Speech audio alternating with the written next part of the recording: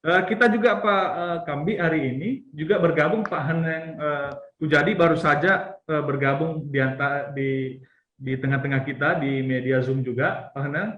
Selamat pagi Pak Heneng dari Pengadilan Negeri Makassar. Selamat pagi Bapak. Terima kasih Pak sudah menyempatkan hadir bersama kita. Ini dari Pengadilan Negeri. Mohon maaf Kita nggak bisa Zoom, Pak. Ya, jadi kita ini Pak sudah lengkap, sudah ada dari kepolisian, dari kejaksaan, dan dari pengadilan. Nah, tadi sudah didengar bahwa dari kepolisian mengatakan kalau dia statusnya tersangka itu sebelum 7 hari SPDP dikirimkan. Nah, kita perlu melihat lagi, mendengar dari Pak Bayu selaku jaksa fungsional di Kejaksaan Negeri Makassar, bagaimana tanggapannya terkait dengan problem overkapasitas rutan dan lapas, restoratif justice, dan yang tadi kira-kira di kejaksaan bagaimana proses restoratif justice-nya. Bisa mungkin diceritakan Pak? Baik Bapak, terima kasih atas waktunya yang diberikan kepada kami. Sebelumnya kami akan menjelaskan bahwa untuk perkara yang masuk ke dalam Kejaksaan Makassar itu kurang lebih 1000 lebih SPDP yang masuk, itu dari Polrestabes maupun dari beberapa polsek yang berada di Kota Makassar. Mengenai hal tersebut, akhirnya pimpinan kami yaitu dari Kejaksaan Agung yaitu menerbitkan Perja itu Peraturan Jaksa Agung mengenai RJ seperti ini. Sedangkan yaitu pada nomor 15 tahun 2020, yaitu di situ RJ tersebut mengatur mengenai penghentian dalam tahap penuntutan. Tapi prosedurnya seperti ini ya Pak. Sebelumnya bahwa kita menerima perkara dari RJ tersebut kan berasal dari berkas perkara yang dikirim dari kepolisian.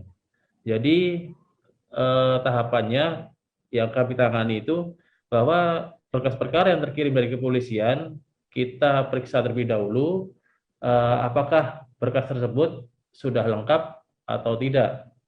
Kalau mengenai tadi yang dikatakan dari pihak kepolisian bahwa penghentian yang dilakukan oleh kepolisian kan itu tahapannya sebelum diterbitkan SPDP. Jadi tidak akan berkas terkirim ke kejaksaan. Tetapi kalau di kejaksaan sekarang tahapannya, jadi kan setiap instansi ini mempunyai wewenang masing-masing lah dalam hal ini untuk pengertian penuntutan berdasarkan dari RJ ini. Kalau seandainya di tingkat kepolisian kan tidak akan terjadi pengiriman SPDP, jadi kemungkinan besar tidak akan terkirimnya berkas perkara ke kejaksaan. Tetapi kalau tidak berhasil di kepolisian, memang berkas akan terkirim. Terkirim tersebut, maka pihak kejaksaan akan meneliti berkas tersebut, apakah berkas tersebut layak untuk di P21. Ya, P21 kalau seandainya sudah layak, maka pihak kepolisian akan menyerahkan namanya tahap 2. Tahap 2 di sini adalah penyerahan tersangka dan barang bukti untuk diserahkan ke penuntut umum. Nah, dalam hal ini penuntut umum setelah itu bisa melakukan namanya tadi istilah namanya RJ. RJ di sini itu pun belum tentu tidak semua perkara kita lakukan RJ. Karena dapat kita lihat bersama dalam peraturan Jaksa Agung di sini yang menjadi syarat prinsip RJ adalah tindak pidana antara lain ya, tindak pidana hanya diancam pidana denda atau diancam dengan pidana penjara tidak lebih dari 5 tahun. Yang kedua, tersangka baru pertama kali melakukan tindak pidana. Yang ketiga, tindak pidana dilakukan dengan nilai barang bukti atau nilai kerugian yang ditimbulkan akibat dari tindak pidana tidak lebih dari 2.500.000. Kalau menurut kami, ini tidak bisa hanya satu persatu kemungkinan. Jadi harus ketiganya harus ada. Jadi tidak bisa diambil salah satunya saja. Jadi harus ada semuanya. Jadi kalau untuk secara SOP-nya kalau mau melakukan RJ ya tadi tidak lebih dari 5 tahun, itu paling tidak kalau yang secara ininya pelaksanaannya kita tadi memanggil dari kedua belah pihak, dari korban maupun dari para tersangka ini, kalau seandainya tersangka ada beberapa orang. Kemudian kita pertemukan apa yang menjadi keinginan dua belah pihak. Kalau seandainya dua belah pihak mau berhenti, oke, baru kita selesaikan secara restoratif dan dipenuhi beberapa administrasi. Di sini administrasi paling tidak kita harus itu, Pak, kita seperti ini dikon kepada pimpinan pusat, dalam hal ini ke Jaksa Agung Tindak Pidana Umum. Jadi kita ekspos di sana, apakah beliau di sana menyetujui atau tidak untuk RJ seperti ini. Ya seperti kan seperti tadi paling tidak kan RJ ini ya jangan sampai di kemudian hari ada lagi konflik-konflik yang baru lagi. Jadi tetap ada petunjuk dari pimpinan pusat, RJ ini apakah bisa dilaksanakan atau tidak, atau maksudnya bisa dihentikan atau tidak. Tapi kalau untuk kejaksaan memang kita sudah menangani beberapa kasus, yaitu kasus yang bisa dilakukan RJ, yaitu sampai saat ini semenjak dikerjakan itu sampai saat ini sudah ada 3 kasus yang kita RJ-kan, yaitu yang melalui bahwa di sini antara korban dan terdakwa sudah merasa merasa dalam arti dipenuhi secara masing-masing bagaimana keinginannya mereka.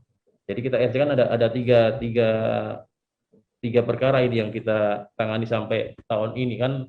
Ini juga RJ di tempat kami kan baru tahun lalu suratnya berjanya baru tahun lalu. Jadi seperti itu. Jadi kami sebenarnya sama-sama mendukung dengan program RJ seperti ini karena seperti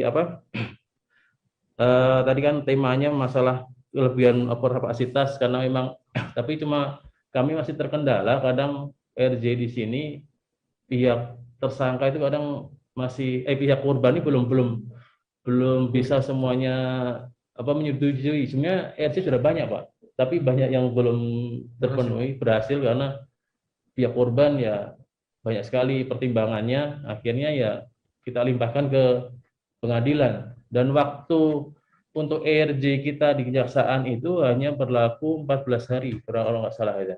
Jadi setelah tahap 2, kita wajib, kalau syarat tadi sudah terpenuhi tiganya, kita wajib harus RJ. Ya kan? Tapi di situ dalam 14 hari kita harus segera ekspos dengan pimpinan di pusat, apakah perkara tersebut bisa di RJ atau tidak. Seperti itu. Artinya di kejaksaan sudah berjalan dan memang praktiknya sudah melakukan penghentian penuntutan ya? Sudah pernah. Kita sudah 3 kali penghentian secara RJ. Kalau yang kasus-kasusnya, Pak, mungkin masyarakat mau tahu kasus yang seperti apa tuh yang bisa, apakah kasus anak atau yang dewasa, khusus dewasa? Itu seperti apa, Pak? Baik.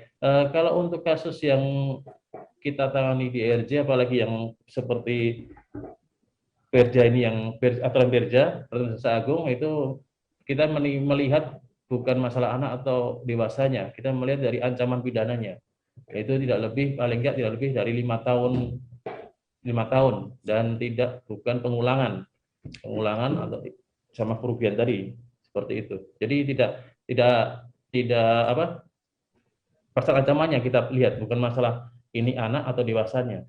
Oh, berarti sama-sama. Artinya kasus kayak seperti pencurian yang ancamannya di bawah 5 tahun itu bisa.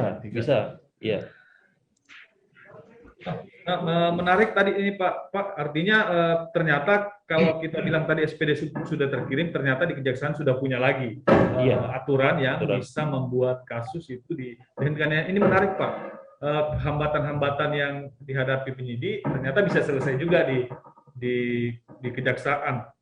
Nah, mungkin kita akan nanti eksplor setelah mendengarkan lagi yang lain.